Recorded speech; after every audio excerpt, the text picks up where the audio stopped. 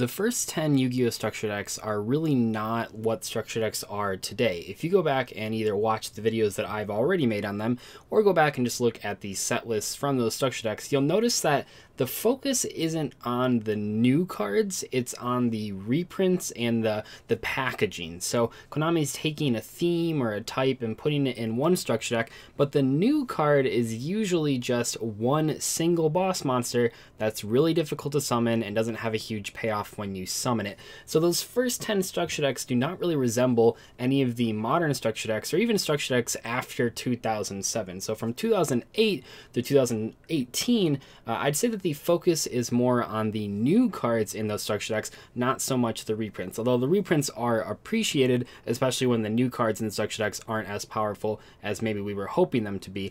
Anyway though, in today's video, we're going to be talking about all of the structure deck exclusive cards that had a metagame impact. Now I think that these in general fall under 4 categories. The lines between these categories are kind of blurred, and you'll notice that as we go through here. But the first category, and the one I think is the most supported one, is cards that directly add to existing archetypes. The second category is cards that boost existing types or attributes.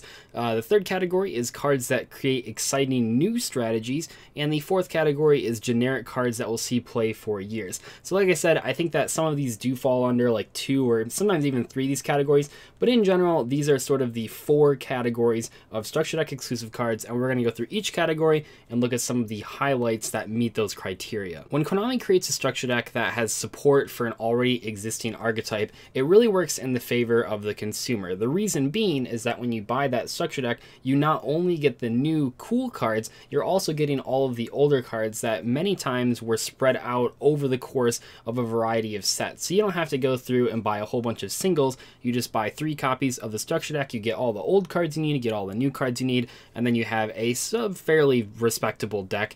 And I think one of the best examples of this is the Dark World structure deck.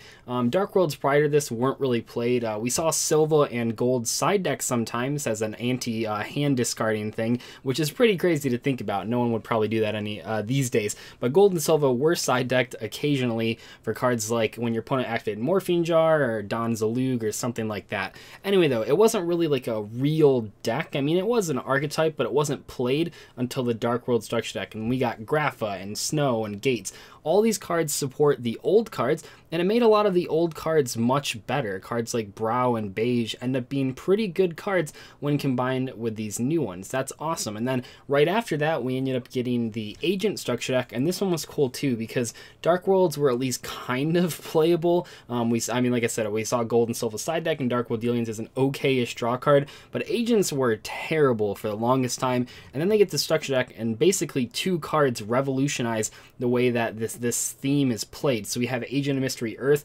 Fantastic Searcher, and then more importantly, we have Master Hyperion. Master Hyperion might not look that good compared to modern cards, but back in the day, Master Hyperion was a really good boss monster with an awesome summoning condition and an awesome blow-up effect.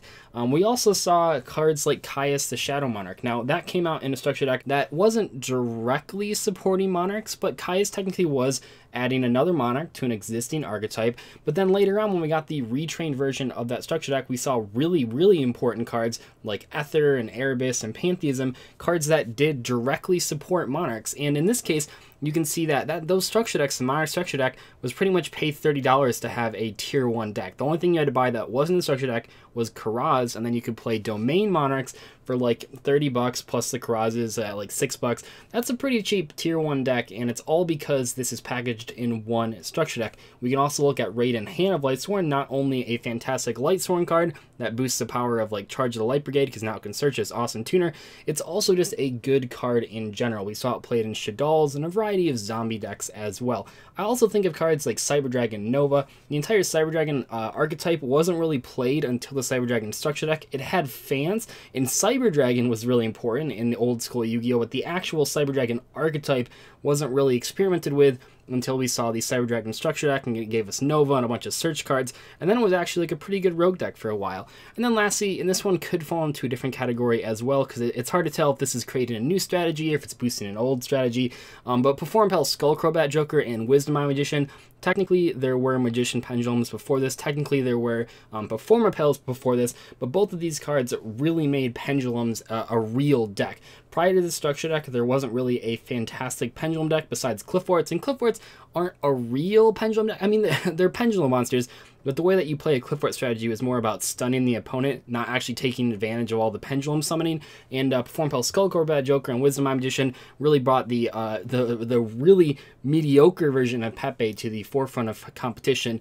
Later on, these cards would become incredibly powerful, but when they came out, while they were probably the best deck, they weren't as overpowering as you might think of the Pepe deck that eventually was emergency banned. There was also Masked Hero Darklaw, which sort of reinvented the Elemental Hero strategy. After Stratos was banned, Elemental Heroes were in a really weird spot, but Masked Hero Darklaw actually gave them a fantastic win condition. As long as you had access to Elemental Hero Shadow Mist, you could pretty effectively get to Darklaw every single turn one, and that was a pretty viable rogue strategy for a long time. Moving on from archetypes, we can talk about how structure deck exclusives sometimes boost just types and attributes.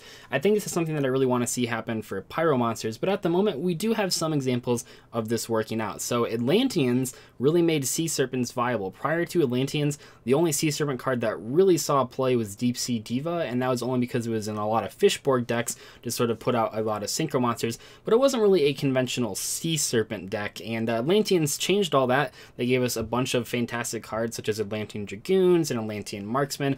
All those cards really boosted the Sea Serpent type. We saw a similar thing happen with Dinosaurs. The original Dinosaur structure deck was terrible, but the retrained version might actually be in contention for one of the best structure decks of all time in terms of value and competitiveness. So Ultimate Conductor Tyranno is a crazy good boss monster that's super easy to summon and eventually got more support with Double Evolution Pill, and Solean Oviraptor is a ridiculous level 4 monster. It's not only a Stratos, it's also a Monster Reborn, and this structure deck was really cool as well because it gave some value to cards like Baby Ceratosaurus, which previously were just jokes in the community. I can also kind of put the ABC structure deck onto this category because Unions really never saw competitive play until ABCs came out, and Union Hanger fixed a lot of the issues with Union monsters, and obviously ABC Dragon Buster is crazy good as well. Very similar to Ultimate Conductor Tyranno, except that it's blowing up cards instead of Book of Mooning them. But all those ABC cards technically didn't boost every single Union card, but it definitely made Unions playable. I also think of cards like Return of the Dragon Lords and Dragon Ravine, which don't necessarily have to go in the sort of strategies that their structure deck was about. Like, you can play Dragon Ravine in decks that aren't Dragoonity based, it's just good in dragons. Return of the Dragon Lords is kind of meant for Blue Eyes cards and meant for Felgrand cards, but you can play it in any dragon deck. So I like those types of cards that just give general boosts to all sorts of types and all sorts of attributes. And I think that they could do this with other types as well. I think Pyros and Reptiles are both, and maybe even Rocks, are all really good choices for them to sort of give a retrained structure deck to that fixes a lot of the issues that those types currently have, because there are good cards in each of those categories, they just don't have a backbone to support them. Royal Firestorm Guards is a crazy card, but if it doesn't have any good Pyro monsters to shuffle back, well then it's not going to be competitively viable. So I'd love to see this for the decks like Pyro and Rock and stuff like that. I think that'd be kind of neat, but they have done it a couple times, so it's worth mentioning. Even though I believe that the first two categories that we just went over are the vast majority of the structure deck exclusives, I think a lot of people think of this third category, which is the new strategies that come out in structure decks. And one of the first examples of this, I think the first example of this, is the gadget monsters. These might not look impressive right now, but back in the day, they were basically the invoked engine or the Terratop engine of old school Yu-Gi-Oh! What I mean by that is that you basically would just play a deck with just all gadget monsters and then a million trap cards and board control cards, because back in the day, there weren't as many cards that could sort of maintain your card advantage as good as the gadgets could, and that made them a very popular Sun deck for a long time, and they were brand new out of that structure deck. We can also look at Fire Kings. So unlike the Atlantean structure deck, which came out right before the Fire King structure deck, the Fire King one isn't really supporting fire cards. It's more just creating this new exciting strategy surrounded around blowing up your own cards, which was pretty cool. And when when that deck came out, Fire King High Avatar Garunix was pretty hyped. People thought it would just beat Atlantean Mermails, and that ended up not happening because the deck didn't have quite all the tools it needed to actually support a full strategy, but it was still cool, and we did see Fire Kings eventually at the forefront of competition when they got Yaksha and all those sorts of cards. But when it came out, it was really hyped, and it was really cool. It was a new strategy. It meant to counter the Atlantean deck, even though it didn't quite do that, but it was cool to see sort of once again two structure decks butting heads, like way back in the day when the original Fire and Water structure deck came out. We can also look at cards like Machina Fortress and Machina Gearframe. Now, it could be argued that these are sort of general machine support. I don't know if that's necessarily true, but I am going to just put them under the new strategies category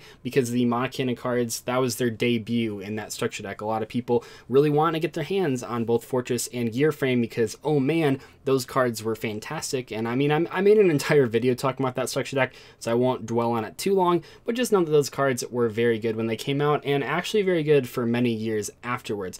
I also think of Light Pulsar Dragon.